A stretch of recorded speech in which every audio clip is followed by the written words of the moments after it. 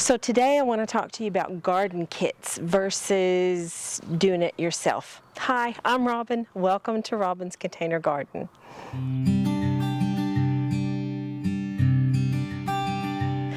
There are subscriptions for everything. You get subscriptions for gin clubs, you get subscriptions for food boxes, and just about everything that you can imagine. And because I do a lot of posting on my social media about garden stuff, I got a few ads over the last few weeks about garden kits subscriptions.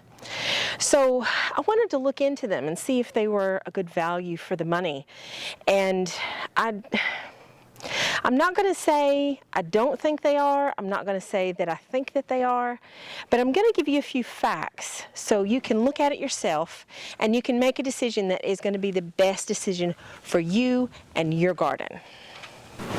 Now with these garden subscriptions, you get like a monthly box. So right away, you're getting something every month that you can use or not use. The subscriptions that I've seen go anywhere between 2 packs and 4 packs of seeds. So we're going to estimate this on a 3 seed packet every month. So what I found is that these average roughly about 300 pounds a year. Now in the packet you get your 3 packs of seeds, you get pots that you can grow them in, and you get your growing medium. Now, one of the pros for these garden boxes is that you don't have to think about it. You don't have to put any thought into it at all. Someone makes the decisions for you, and then you get whatever it is that they send you on your doorstep, and you don't even have to put any thought into it. You just get it, plant everything, and do with whatever you're going to do with it. But for me, that is also a con, because not a con like we're doing pros and cons, so not like somebody's trying to con you. It's not that kind of con. That's actually a bad thing for me because it takes the choice away. So you don't get an option of the 3 or 4 seed packets that they send you every month. You get what they send you. So your choices are limited. If you're doing this yourself, you get to not just choose what seeds that you're purchasing, but also what varieties of those seeds that you're purchasing. So if you wanted cherry tomatoes of a certain variety, like say the Sun Gold, they might send you a slicing tomato that is not a Sun Gold. If you're one of the few people in the world that when you taste cilantro or coriander and it tastes like soap to you, if they send you coriander seeds, then you're kind of schnookered, aren't you? So it's just that kind of thing that you need to think about if you're going to make a decision like this about a subscription that you sign up for a year. Number 2, another pro, your money is split into monthly payments.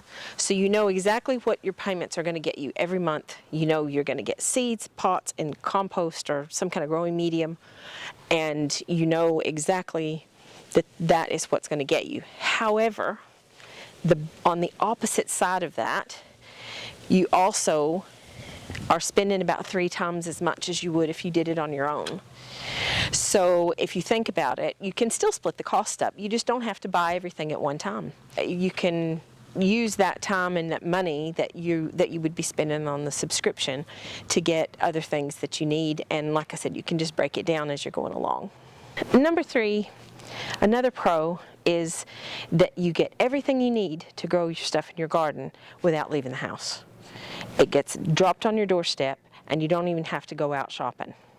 But again, for me, that's not the greatest thing. I do a lot of my seed shopping online, I'm not going to lie. But if I want to get some pots or if I want to get some compost, I usually will go out and get that. I don't normally get that delivered. This actually keeps you from going out to the garden center, browsing around, seeing what's available. Sometimes you might find a variety or a new thing that you maybe wanted to grow and you didn't know that you could get seeds for it. And that kind of takes those choices away from you. So it's just one of those things that you're just going to have to decide for yourself. What is more important? Also keep in mind that a lot of these companies that do these kind of subscription boxes will also sell other things. They'll sell equipment, they'll sell trowels or bigger containers or cold frames or things like that. And so if you buy any of those kind of things, again, you can do that online anywhere else, but sometimes they will increase these prices to things that are way more expensive than you could do it if you were buying it on your own. And another thing that you have to consider too is that these guys are probably working with seed suppliers who send them seeds in bulk, and they break them down into smaller packets. So you don't know how many seeds you're going to get of each thing that you're getting to grow. They will probably sell you these packets of seeds that are a lot smaller than if you were to buy the seeds from a seed supplier yourself. There's tons of seed suppliers out there that are selling seed packets at 99p a pound a packet, really inexpensive. So just kind of keep that in mind when you're looking at these kind of things. Gardeners tend to be a little bit eco-friendly. I don't know a whole lot of people that garden in their gardens or in an allotment that don't try to reuse and recycle and that kind of thing. We also are cutting down our food miles by growing things in our gardens. So if you think about it, I know these things are coming from maybe even locally, not locally like your area, but locally like your country. And that still means that they're putting things in boxes, so they're using packaging, and they're shipping things to you. Now granted, if you buy things online, like I buy my seeds online, that's still using up the fuel and that kind of thing for deliveries, but I tend to do 1 to 2 seed orders a year instead of something every month. So keep that in mind as well. That might be something that makes you decide to do it yourself or to do it in a different way. At the end of the day, garden kits are not a bad idea, even though that may be what it sounds like, I think. And for me, they're not the greatest idea, but they may work for other people. But what I wanted you to do with this video is to kind of get a good idea, get in your head about, you know, what you can do, what you can't do, what is the right decision for you. And the more informed you are, the better decision that you're going to make for your garden. These kits are encouraging people to grow, and you know how I feel about that. You know, my motto, just grow something, right? But what you need to do is just know your garden, know your space, know your climate, know what you can grow, and if you don't know, ask the questions. There's loads of us that are out there to help. Now it's time for the big question. So this week I want to know, would a garden box be something that you would do yourself, or are you happier to do it on your own? And if it is something that you would do on your own, is there somebody in your life, some neighbor or family member that you think would benefit from a garden box? It's just something to keep in mind, but I'd love to know, so tell me down in the comments. On Monday the 3rd of April, I am actually flying over to the U.S.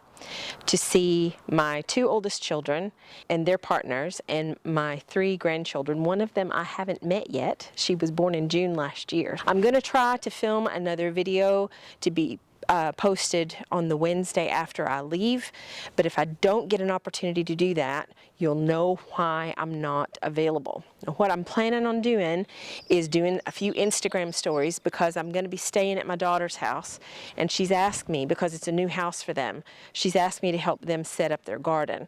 So I'm hoping to do a few, maybe some reels over on Instagram. So if you don't follow me on Instagram, there's my handle right here, and you'll be able to see me there.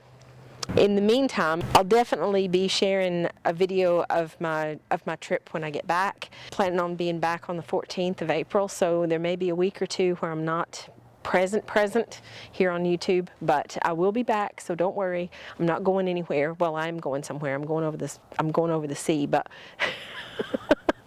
I will be back, and because I do have 2 children over here as well, so I just wanted to let you guys know what my plans were for the next couple of weeks, so you didn't think that I disappeared or got kidnapped by aliens or something. I'll see you when I get back, but Until then, subscribe to the channel and hit all the notifications so you don't miss any of the uploads. So when I am coming back, and if there is a video while I'm gone, you'll be able to see it. And remember, you don't have to grow all the things, especially the things you don't want to grow. Just grow something. Till next time, take care. Bye, y'all.